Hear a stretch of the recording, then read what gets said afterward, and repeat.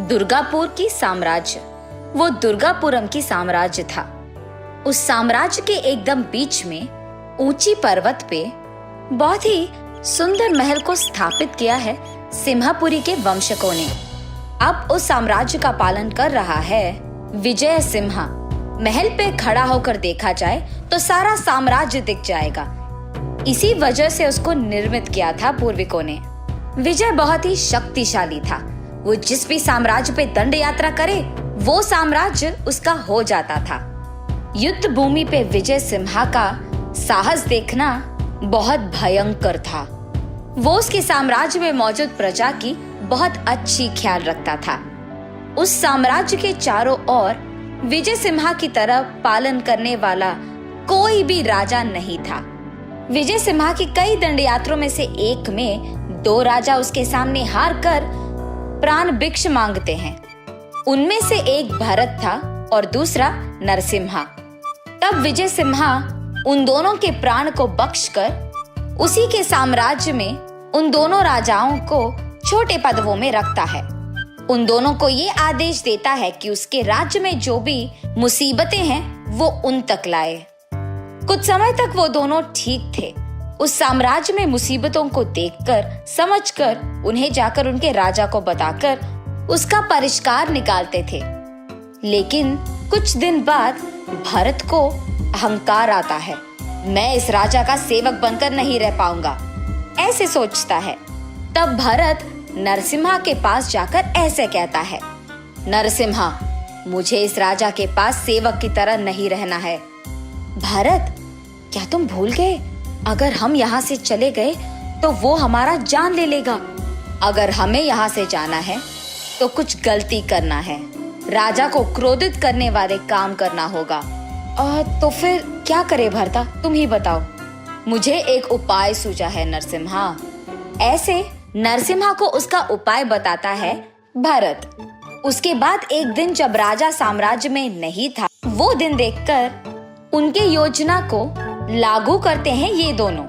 दुर्गापुरम साम्राज्य में आखिर में रहने वाली दुर्गा देवी मंदिर में मौजूद देवी के लिए गहने बनवाने के लिए राजा ने सबके पास पैसे लेने के लिए कहा है। ये बोलकर वो गांव में मौजूद सारे लोगों से पैसे लेते हैं।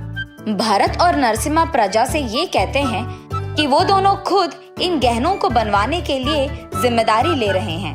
भरत उन गहनों को रागी से बनवाकर उन पे सोने का रंग लगवाता है।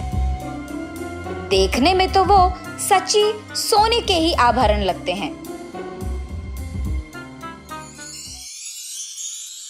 भरत तब उन गहनों को दुर्गा देवी के सामने पेश करता है। प्रजा तो यही सोचती है कि वो सब सच है। भरत और नरसिम्हा की योजना ये थी कि वो सारी प्रजा से ये कहे कि उनके राजा ने सोने का गहने बनवाने के लिए पैसे लेकर रागी से गहने बनवाता है। इसी कारण वो ये प्रजा से कहलाना चाहते हैं कि उनकी राजा ने उनको धोखा दिया है। और ये भी कि बहुत पहले से बहुत बार राजा यही करते आए हैं। प्रजा की संपदा का वो मजा ले रहे हैं, ये कहलवाना चाहते हैं। इनके बुरे विचार तो ये थे कि प्रजा में राजा के खिलाफ जहर भरे। एक दिन राजा मंदिर आकर दुर्गा देवी को पहनाए गहनों को देखते हैं। पहली बार में उन्हें पता चलता है कि वो सोने के गहने नहीं हैं। उसके बाद प्रजा में मौजूद कुछ लोगों से राजा को पता चलता है कि क्या हुआ है।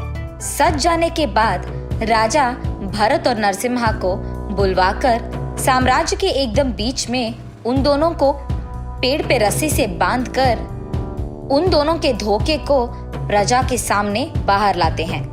और उसी प्रजा के सामने उनको शिक्षा भी मिलता है। शिक्षा ये थी कि उन दोनों को बहुत मेहनत करके माँ दुर्गा के लिए सच्ची सोने के गहने बनाना होगा। ऐसे बहुत दिन भरत और नरसिम्हा उसी साम्राज्य में बहुत मेहनत करके माँ दुर्गा के लिए अच्छी गहने बनवाते हैं। और क्योंकि विजय सिम्हा दयालु था, वो इन दोनों की पहली गलती को माफ करके वापस उन्हें अपने आस्थान में लेकर हमेशा की तरह उनको साम्राज्य की ख्याल रखने कहता है। लेकिन ये दोनों अपने दिमाग में राजा के खिलाफ जहर भरते हैं कि उन दोनों को प्रजा के सामने पेड़ से बांधकर अपमान किया था। उस अपमान का सहन ना कर पाने के कारण भरत और नरसिम्हा दोनों राजा के कत्ल करने की सोचते हैं। लेकिन विजय सिम्हा पहले से ही होशियारी से 2 गूढ़ाचारियों को उन दोनों पर नजर रखने के लिए कहता है। इसीलिए वो दोनों गूढ़ाचारी इन दोनों के बुरे विचार के बारे में राजा को कह देते हैं और विजय सिम्हा क्रोध में इन दोनों को एक सबक सिखाने की फैसला लेता है। कुछ दिन गुजरने के बाद विजय सिम्हा ये घोषणा देता है कि उसकी शादी का दिन है और बस उसका सारा साम्राज्य और प्रजा उस दिन को एक त्योहार की तरह मनाते हैं। उसी संदर्भ के कारण विजय सिम्हा नरसिम्हा और भरत को उसके आस्थान में बुलाकर उनको खाना परोसता है, लेकिन राजा कुछ नहीं खाते हैं। भरत को शक आने के कारण राजा से वो ऐसे पूछता है, राजा आप भी तो हमारे साथ खा सकते हैं। नहीं भरता, वहां रानी मेरी इंतजार कर रही है, तुम लोग खा लो। ये बात सुनकर वो दोनों वापस खाने लग जाते हैं। विजय सिन्हा उसमें नींद की गोली मिलाते हैं और इसी कारण खाते खाते ही भरत और नरसिम्हा बेहोश हो जाते हैं। जैसे ही वो आंख खोलते हैं वो अपने आप को साम्राज्य के बीच पेड़ पे पाते हैं और उनके सामने राजा क्रोधित होकर बैठे हुए होते हैं। उनको देख ये दोनों राजा हमें माफ कीजिए ऐसे विनती करते हैं। तब राजा, मैंने तुम लोगों को बहुत मौके दिया है, लेकिन तुम लोगों ने मेरी कत्ल करने की योजना की, अब मैं तुम्हें माफ नहीं करूंगा। ये कहकर विजय सिम्हा उन दोनों को एक बड़े पत्थर को उनके पीठ पे बांधकर सारी जिंदगी उनको कारागार में रखने की आदेश देते हैं। अब से अगर मेरे साम्राज्य में किसी ने छोटी सी भी गलती की तो उनको ऐसे ही शिक्षा मिलेगी। ये कहकर वो अपने घोड़े पे बैठकर गुस्से में वहां से चले जाते हैं। इस कहानी का नैतिक है बदलाव। जिंदगी में सबको बदलने की आवश्यकता होती है और उसी के मौके भी मिलते हैं।